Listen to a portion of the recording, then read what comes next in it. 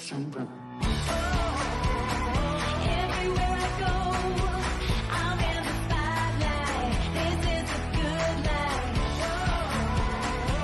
I'm living bold. This is what it looks like. On the tipping top of the world.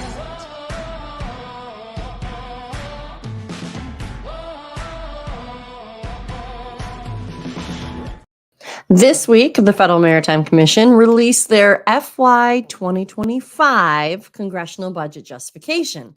So what's in it? What clues can we take from the document? What do they have planned for the rest of 24 and even into 2025? There's some tidbits in here. Well, hang tight and I'll tell you. Hi, welcome to By Land and By Sea, an attorney breaking down the week in supply chain, presented by the Maritime Professor, me. I'm Lauren Began, founder of the Maritime Professor and Squall Strategies, and I'm your favorite maritime attorney. Join me every week as we walk through both ocean transport and surface transport topics in the wild world of supply chain. As always, the guidance here is general and for educational purposes only. It should not be construed to be legal advice, and there is no attorney-client privilege created by this video or this podcast. If you need an attorney, contact an attorney. But before we get into the discussion of the day, let's go through my top 3 stories of the week. All right, story number 1, we're keeping it on here. We're always watching the FMC closely, obviously, for any release of any movement of the open rulemakings. We have one, right? The detention demurrage rulemaking that we talked quite a bit about. We will continue to talk about it. And we have 2 others that we're still waiting on, right? So we have defining unreasonable refusal to deal or negotiate with respect to vessel space accommodations provided by an ocean common carrier. That's one that we're waiting on. The last we saw movement was a supplemental notice of proposed rulemaking that came out July 2023. Obviously, they've been working on the D&D rulemaking. They got that out. But we're still waiting on something that will conclude probably a final rule on this. I've heard a few different times in a few different public forums, different commissioners and even the chairman saying they expect this in the next short term, probably the next few months, I would say.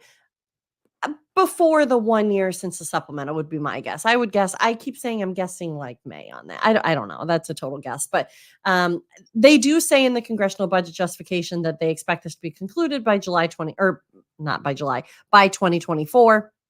So, or by the conclusion of 2024. So we'll see. It's coming. That's the unreasonable refusal to deal and negotiate. Remember, this is the one that had some definitions in it that I wanted you to take a look at. I also think that there's some other maybe overflow effects that this could have. So even if you don't think that you have much to do with unreasonable refusal to deal or negotiate with respect to vessel space accommodations, take a look at it anyways. This should be getting as much attention. It probably won't, but as much attention as the D&D. Obviously, we have the D&D rule out. The effective date is May 28th. It's coming, right?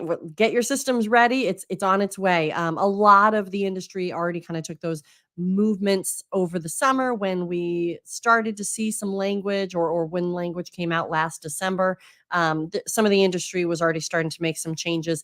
Right now's the time, right? It's a 90-day effective date. So it was released on the 23rd, published in the Federal Register the 26th. The 26th of May is a Sunday, so it comes out May 28th, which is actually a Tuesday. It's coming out May 28th. Well, it's effective May 28th, I should say. The third rule that we're waiting on that we haven't seen any language on independently, although we have been told that the FMC considers some of this to be covered by the unreasonable refusal to deal and negotiate. This third rule is the defining unfair or unjustly discriminatory methods. Still waiting on language here. We're going to talk about that in a few minutes, though, because they talk about that a little bit in the budget justification document. The other thing that we're waiting on is the Maritime Transportation Data Initiative. And I say waiting on, right? We're all just kind of watching these things, and I'm helping to keep you apprised of everything that's happening there. So Maritime Transportation Data Initiative, there's been a few different times that there's been talk of another RFI, a request for information round coming. Hasn't been released yet. So I'm going to keep watching this stuff. I'm probably going to take this off of my top 1 story of the week, just because I don't expect any movement in the next few weeks on this. So we'll clear that up for another news piece. But rest assured, I'm going to be watching these, obviously. All right, story number 2. So I previously reported that the U.S. had submitted their U.S. Extended Continental Shelf claim at the end of 2023. So again, remember the extended continental shelf claim. So that's the subsoil. That's like you have the water column and then you have the soil underneath. And you can extend beyond 200 nautical miles for an extended continental shelf if you comply with Article 76 of the United Nations Convention on the Law of the Sea. The United States has said that the law of the sea, this UNCLOS, the United Nations Convention on the Law of the Sea, is customary international law. We have signed it, but we have not ratified it yet. There's been a lot of efforts through the years to ratify it, but we haven't yet. We've only technically signed it, but we're not signatories to it in the official sense. So Law of the Sea is back in the news. Like I said, we talked about that extended continental shelf in December, I believe we talked about it, maybe in January, but it was at the end of 23 that became a new announcement. But you look at my past and present law students of my Law of the Sea class. I teach Law of the Sea at Roger Williams University School of Law. They are probably so excited because I say you'll never really notice Law of the Sea unless you're in it, right? Obviously, or until you take that class or a class because it actually is all around. But this is kind of exciting. So a whole slew of high-ranking officials. I mean, we have admirals, generals, Secretary of Defense, Secretaries of Homeland Security, Secretaries of the Navy. We have ambassadors on this list. I mean, it's everybody. It's a pretty impressive list. It's 346 individuals signed on to this letter. It's a letter encouraging that the U.S. Senate ratify the U.S. accessions to the United Nations Convention on the Law of the Sea. So what does all that mean? Like I said, we've signed it, but we haven't ratified it. And how do we ratify it? We have to get advice and consent of the Senate. In the letter, they state that despite support from presidents of both parties, and that's true, this has not necessarily been one party or the other. There's been support of both parties and strong support from the actual business community, the private sector. Despite all of that, what the letter says is that it has yet to be voted on by the full Senate. And that's true too. Sometimes it's gotten through subcommittees, but never actually brought to the full Senate. And that's what we need is the advice and consent of the full Senate to vote on this. So if it hasn't even been brought, it hasn't been shot down yet either. Look, like I said, we've signed it technically, but without the full advice and consent of the Senate, we haven't ratified it, and so we can't be considered a party to this convention. It does seem like maybe every 7 to 10 years, there's like a renewed push for joining UNCLOS, the United Nations Convention on the Law of the Sea, UNCLOS.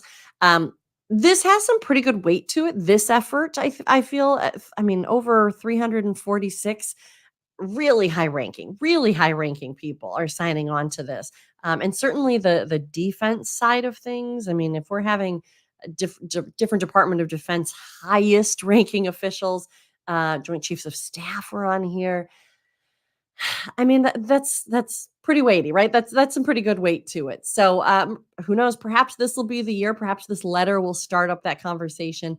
What I talk about in my class is that it's the freedom of navigation for me that keeps me most concerned here. And it's the United Nations Convention on the Law of the Sea, this UNCLOS, that has remedied some of the most it really kind of provides that freedom of navigation, right? And that's what I feel. And there was concerns when it was first drafted, but those have been remedied. All the controversial parts that former President Reagan objected to, and even his ambassador at the time has said, look, they've been remedied. The reason that we were cautious and decided not to sign it as we were negotiating it, because we were part of the negotiation. The U.S. was part of those negotiations. There were 3 different conferences of the United Nations Convention on the Law of the Sea, 3 different conferences, and then ultimately the language came out. But there was a little part that we didn't like.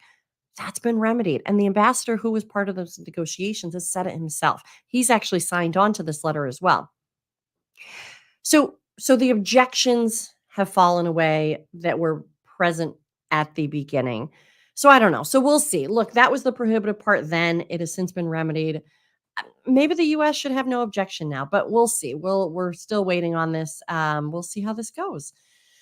All right. Well, story number 3. I'm going to link 2 different articles on this. I think both the Financial Times and Pennsylvania Capital Star cover this pretty well. And I actually like some of the information from the Penn Capital Star here. But so this week, the United Steelworkers Union submitted a petition to the United States Trade Reps Office. So that's USTR. So who is USTR? We don't talk about USTR that often, but I want to make sure that everybody's on the same page, right? We always do that. The Office of the U.S. Trade Rep is USTR, the trade representative, is an agency of the United States federal government. They're responsible for developing and promoting American trade policy. So developing and promoting um, American trade policy. So USTR is a little different from the State Department, right? Because when you think about foreign things, you're thinking about maybe the State Department. So the State Department is the department of the US government responsible for the country's foreign policy and relations, but it's not necessarily exclusively focused on trade, right? And so it's going to be the broader range and it's going to be the foreign policy and relations. That's State Department. USTR, the United States Trade Representative's Office, is really focused on that trade piece. Obviously, it's in the name for developing and promoting American trade policy. Okay, so that's where this petition went. So what happened this week? Well, the steelworkers said in their petition that they're concerned about China's growing prominence in the shipbuilding industry. There's been a lot of talk about US shipbuilding lagging behind, US shipbuilding being woefully underfunded. Um, if you want more information on this, I think Dr. Sal Mercogliano does a great job talking about the U.S. shipbuilding capabilities. But what they're saying in this steelworkers petition is that they're worried about China filling that void and their growing prominence. So in the Financial Times, I think this stat came from. China went from producing roughly 12% of global commerce ships by tonnage to producing more than 50%. It went from only producing about 12% of global commercial ships by tonnage to now 50%. So, in the Pennsylvania Capital Star article, it said, according to the petition filed Tuesday with the USTR, in 2012, the Communist Party of China elevated the construction of a strong maritime country as a national goal. So, that was in 2012. And the following year, President Xi Jinping announced a maritime Silk Road initiative aimed at increasing China's influence over maritime corridors across the globe.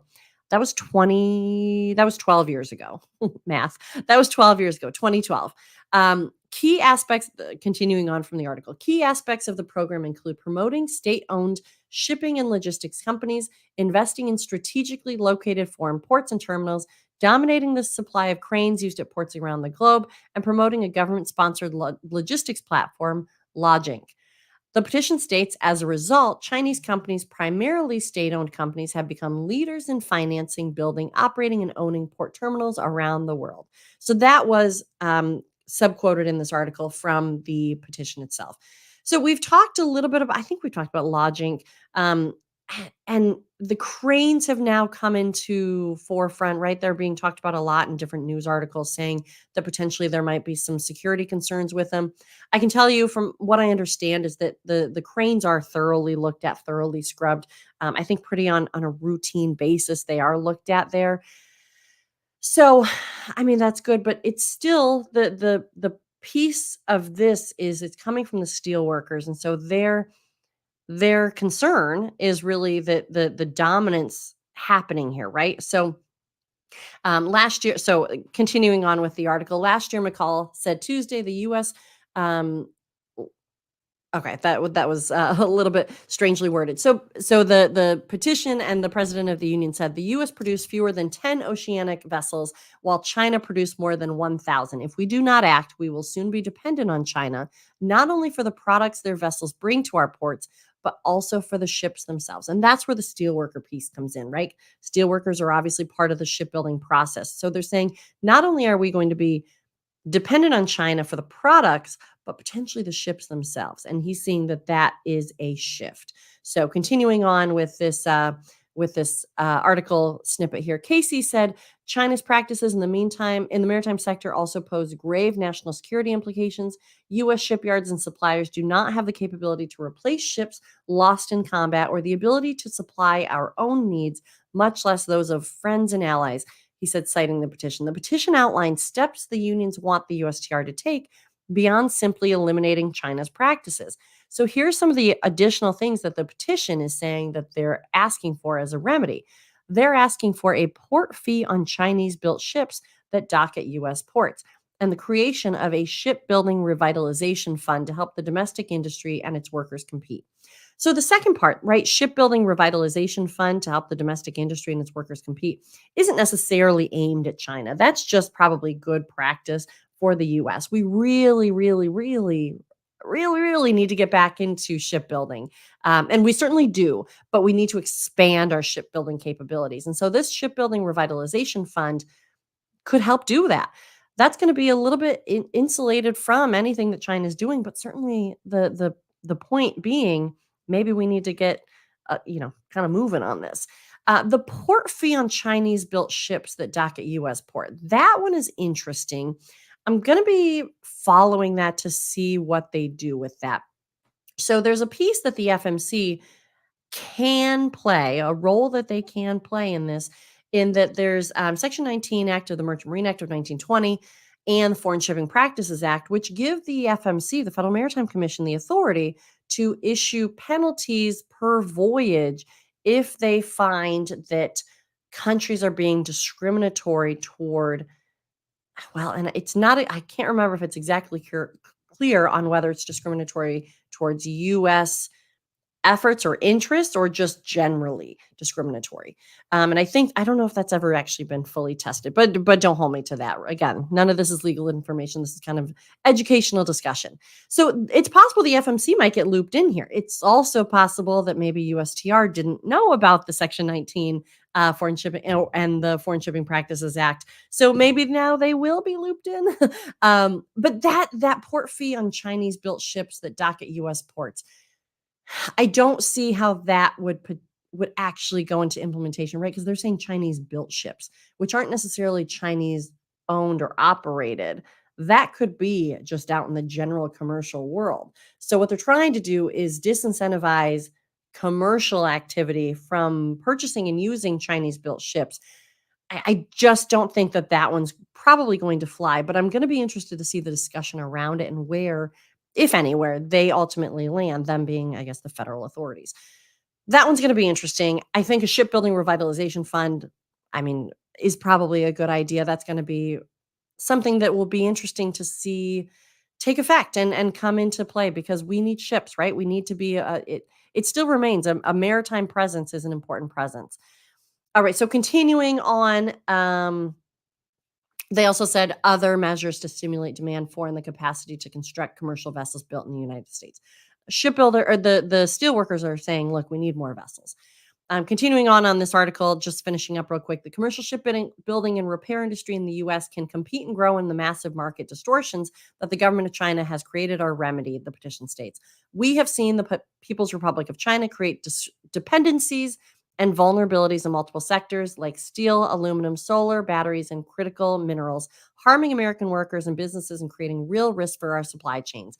USTR, this is from the USTR trade rep themselves. So USTR trade rep Tai. So they said USTR and the Biden-Harris administration are fighting every day to put working families first, rebuild American manufacturing, and strengthen our supply chains. And they said, I'll look forward to reviewing this petition in detail.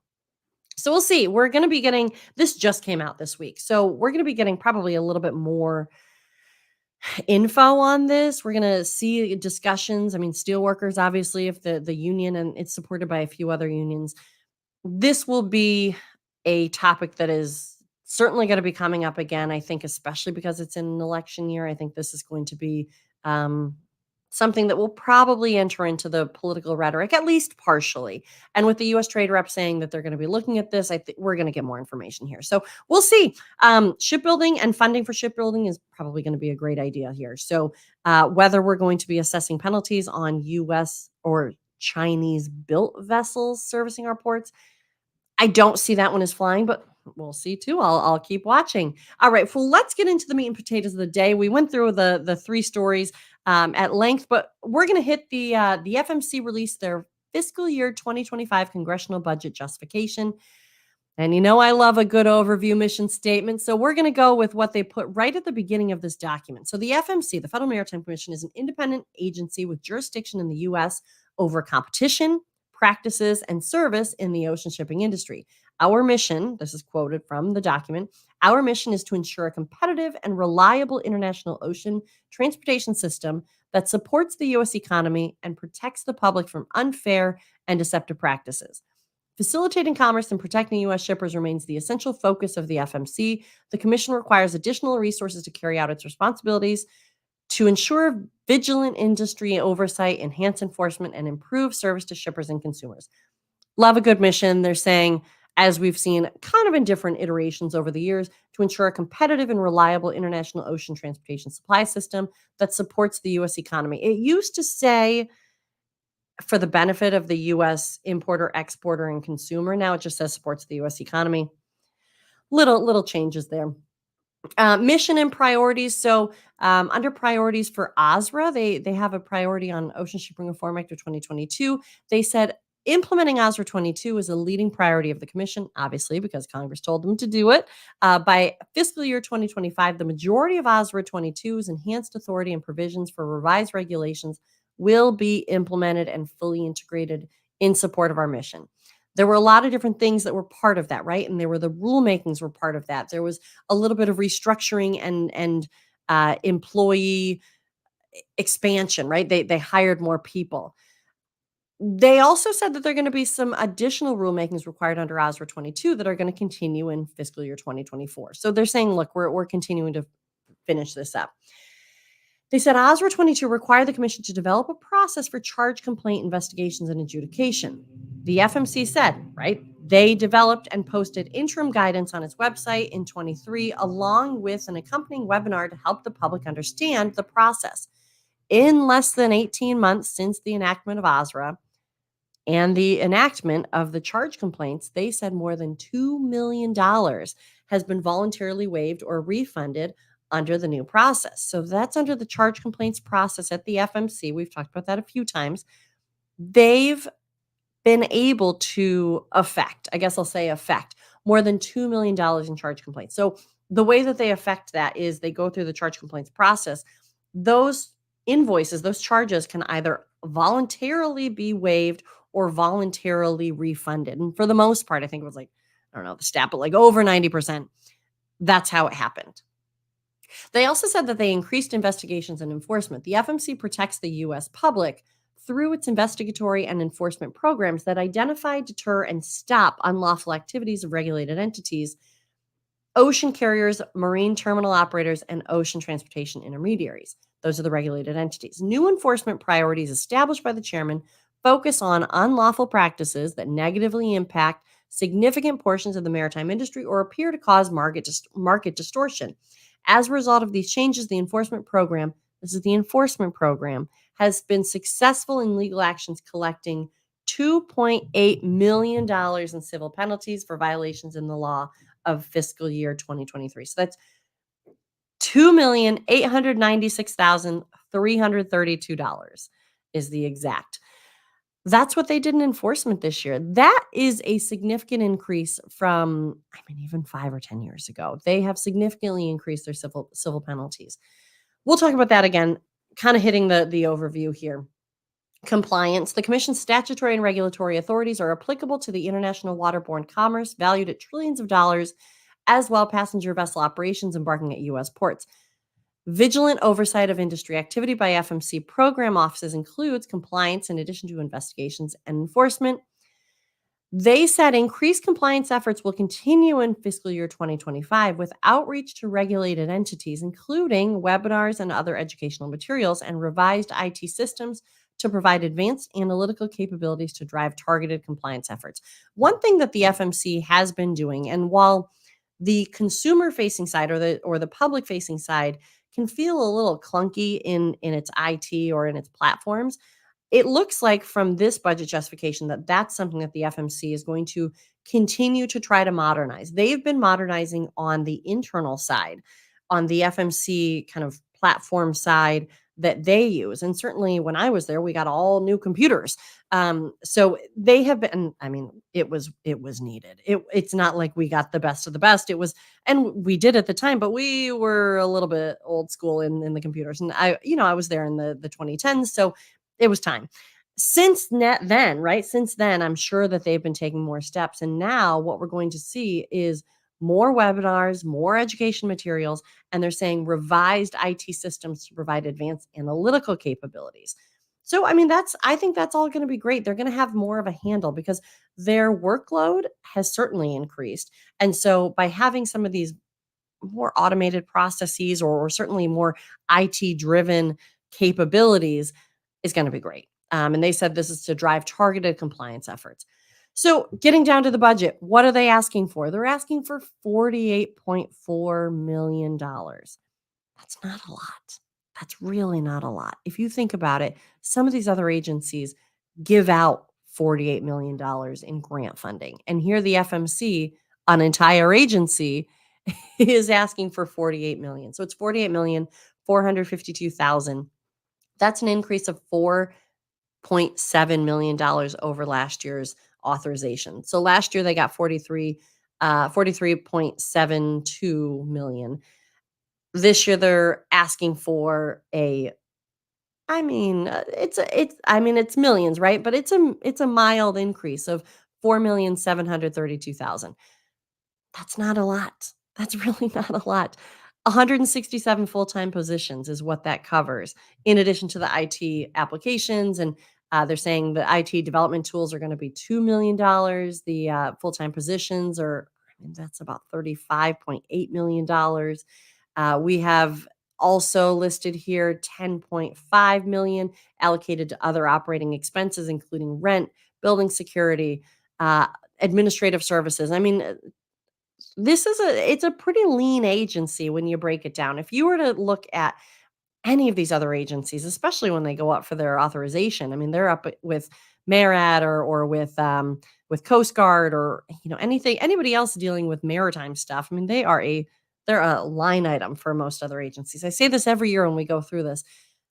I mean, 48 million, 48.5 million is not much. So hopefully that's fully funded, and maybe even, I don't know if this is true, but maybe even Congress will give them extra. But like I said, I think that the FMC runs a very lean operation. So we'll see.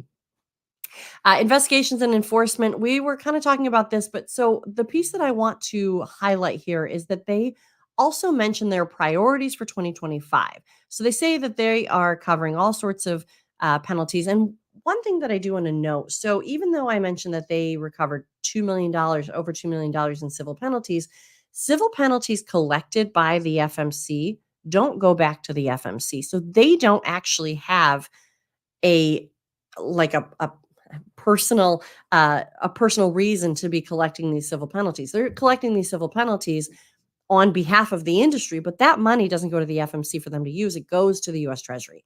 It doesn't go right into the bank for the FMC. It goes to the US Treasury. It totally bypasses the FMC, to be honest. So, if anything, it makes their civil penalties and their violations when they go after them probably a little bit more neutral because it's not their interest in getting that money. So, what are their priorities for 2025? They say a failure to establish, observe, and enforce just and reasonable regulations and practices relating to or connected with receiving, handling, storing, or delivering property. That's probably one of the big ones, right? They also have unlawful demurrage and detention practices and improper use of merchant clauses to impose liability on non-contract parties. They have unreasonable refusal to deal or negotiate that potentially violate the Shipping Act. All right, that's going to be coming back in, right? Because it's already unreasonable refusal to deal or negotiate is part of the Shipping Act, but they're going to be defining it in that rulemaking. Unreasonable refusal to deal, refusals of cargo space accommodations or other unfair, unjust, or discriminatory conduct that potentially violates the Shipping Act. So that's where we're going to get a little bit more clarity from that rulemaking that we're waiting on. But this is already a rule under the Shipping Act: unreasonable refusal of cargo space accommodations or other unfair, unjust, or discriminatory conduct. They're also going to be focusing on retaliation that potentially violates the Shipping Act, which is this Section 46 USC 41102D, and tariff and service contract activity that potentially violates the Shipping Act. So like we said, in FY 2023, the enforcement program collected a combined total of $2.65 million in civil penalties to resolve allegations of misconduct. What they broke this down at, which I thought was interesting that they broke this down, but they said 2 large ocean common carriers and an additional $246,000 in other civil penalties. So they switch over to charge complaints. The commission will review the interim procedure and draft a new rulemaking in 2024. We've talked about this before too. So charge complaints, that was a creation of OSRA 2022, was an interim creation. The FMC had to kind of quickly create a process that they were going to use because as soon as OSRA 22 was signed June 16, 2022, it became law. And so all of a sudden, charge complaints were a thing. The FMC had to build the parachute as they had already been told to jump out of the plane. But now that they can breathe a little bit, that they have a good charge complaints process in place, this kind of interim process, they're saying now it's time to do the official rulemaking. So that's what they're saying. In 2024, we will see another rulemaking. I'm going to add it to my list. Charge complaints will be a rulemaking. The procedure for charge complaints will be a rulemaking in 2024. And they're saying charge complaints procedure is going to require additional resources. So they're saying that 2 full-time employees are projected to be hired in 2024 and 25 to process and investigate the complaints. In 2025, the final procedure will be established and fully operational. They also said OSRA 22 mandated rulemaking for unfair, unjust, and discriminatory methods relating to cargo space accommodations and shipping exchange registries. This is the third one. This is probably the first time I've seen the title this long and include shipping exchange registries. So take note of that. This is the unfair, unjust, and discriminatory methods. Usually that's all we say. It's always kind of said related to cargo space accommodations. Like I said, I just don't think that I've seen this shipping exchange registries, although it was in OSRA 22, but this is the first time that I've seen this third rulemaking, and perhaps I missed it. Perhaps I got too casual with the name. But this shipping exchange registries, the commission anticipates reviewing the use of shipping exchange registries in FY 2024. That will be interesting to watch too, to see where they go with that. The FMC audit program, we don't talk about this very often, but it is something that is present. They said the need for clear communications between the commission and carriers is the underpinning of the VOCC audit program initiated by Chairman Maffei in July 2021. In fiscal year 23, the FMC expanded the program to include marine terminal operators and ports. In 23, they expanded it. So the FMC audit program provides a forum for senior FMC staff to communicate directly with representatives from the largest carriers, as well as as of 2023, port authorities and marine terminal operators. The agendas for these regular meetings are topical to issues in the supply chain. Past issues have included congestion and movement of empty containers, fees and billing practices, export strategies, and challenges faced by the industry. Under the program, the Commission has tracked trends, policies, and procedures relating to D&D billing and identified best practices for carriers related to communicating their practices to the shipping public. What the justification says is that this was actually created under Fact Finding 29, led by Commissioner Dye, included a recommendation that all carriers and MTOs identify FMC compliance officers. The idea there was to increase communication, right? Having these points of contact, as the report says, has increased communication. So it's worked between the FMC and carriers and terminal operators and helped ensure that carriers and MTOs are aware of and are adhering to commission policies.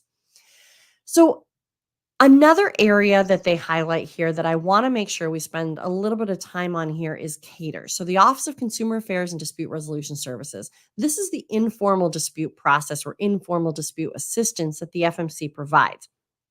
In CATERS, this Consumer Affairs and Dispute Resolution Services, they have, as they say, experienced analysts and attorneys on staff who assist the public in finding solutions to their commercial disputes without bringing formal legal actions. When assistance is requested, CATER staff will work with parties to identify solutions that will get cargo moving whenever possible, avoiding further delays and increasing charges. Other services offered by CATERS include mediation and arbitration. All CATERS assistance is provided without charge and all communications are kept confidential. This is a free service with CATERS. It's free. You can do mediation and arbitration at the FMC under this Office of Consumer Affairs and Dispute Resolution. So in 2023, they broke down CATERS requests. I mean, this is free, a free system for commercial disputes. They only had 199 requests for cargo assistance. They had 75 requests for passenger vessel or cruise assistance, and they had 34 requests for household goods. That's not a lot. That's like 200 requests in the year. This is free. I mean, it's up to you. This is not legal advice, but I do want you to know that this is a service that's out there. It is mediation or arbitration or other just general consumer affairs and dispute resolution services. You can bring, you can ask for assistance in finding solutions to commercial disputes by contacting caterers. I want you to know that that's available. The commission also talks about a couple of commission decisions that were key decisions. I'm only going to highlight two here. So we have the Evergreen case. This is the TCW Incorporated versus Evergreen Shipping Agency. This is the one where I'm just going to read off what they said. The commission upheld the small claims officer's decision that the charging of per diem when a port was closed for a weekend and equipment could not be returned was unjust and unreasonable in the absence of extenuating circumstances. This case is now adjudicatory filings before the FMC. The volume of filings in all right, that's pulling in the wrong information. I'm just going to tell you. So basically, this is the case that they have kind of hailed as the case that says you can't have detention to merge charges, and I'm paraphrasing here, and this is not legal advice.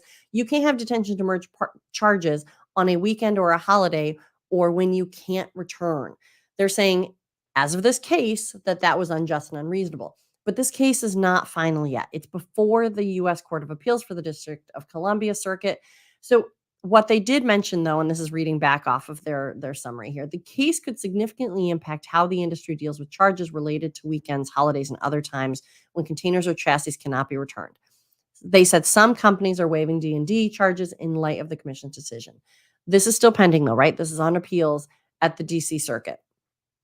The other case that they mentioned is the chassis decision that we were talking about just the other day. Intermodal Motor Carrier Conference, American Trucking Association versus OCEMA, Ocean Carrier Equipment Management Association. Initial decision partially granting summary decision. Complainant IMCC, a conference of American Trucking Association, alleges that OCEMA and CCM, VOCC, those are VOCC-backed equipment management groups, which have FMC filed agreements, have engaged in unreasonable practices related to chassis choice and gray pools in nearly every port in the U.S. As a result, and this is reading off of what the FMC summary of this is, as a result, IMCC maintains motor carrier shippers and the downstream public have paid higher chassis prices and suffered inefficiencies, and thus OCEMA, CCM actions violate the Shipping Act. IMCC requests cease and desist relief from these practices. The factually and legally complex case is now pending with the Commission on review of respondents' exceptions to the initial decision. They didn't mention that basically the initial decision said that the exclusivity was contrary to the Shipping Act. So, but this is on exception, so it's not final, right? We talked about it. There was a lot of, oh, this is great. But this isn't final because exceptions have been filed, which exceptions means appeal. So that's why I think that they haven't said too much about what was decided because it is on appeal. But they noted that as a marquee case. It will be a marquee case. There was also discussion over whether chassis is under the purview or the jurisdiction of the FMC. There's a lot that's going to be happening on this case, but TBD, right? To be continued. So this document, this Congressional Budget Justification, I love to look at it, even though it's a little bit boring, right? It might be a little bit nerdy looking through all this. I love to look at it because I think that it gives some glimpses of what the FMC finds important, maybe what the FMC wants to tell Congress is important, but also it gives you some timelines and some expectations. And if they put it in this congressional document, they're most likely going to adhere to it. So the 2024 procedure for charge complaints, I really think that we're going to see that this year. I think that they are going to conclude the unreasonable refusal to deal or negotiate. The unjust or discriminatory, unfair or unjustly discriminatory with the shipping exchanges, that's going to be interesting, right? That was a little nugget from here. So take a look. I have it linked. If you want to check out what the FMC thinks are its priorities for fiscal year 2025, it's a great document to review. So as always, though, the guidance here is general for educational purposes only, should not be construed to be legal advice directly related to your matter. If you need an attorney, contact an attorney. But if you do have specific legal questions, feel free to reach out to me at my legal company, Squall Strategies. Otherwise, for the non-legal questions, the e-learning, and the general industry information and insights, come find me at the Maritime Professor. If you like these videos, let me know, comment, like, and share. If you want to listen to these episodes on demand, or if you missed any previous episodes, check out the podcast by Land and by Sea. If you prefer to see the video, they live on my YouTube page by Land and by Sea, presented by the Maritime Professor. And while you're at it, check out our website, themaritimprofessor.com. So until next week, this is Lauren Began, the Maritime Professor, and you've just listened to By Land and by Sea. See you next time.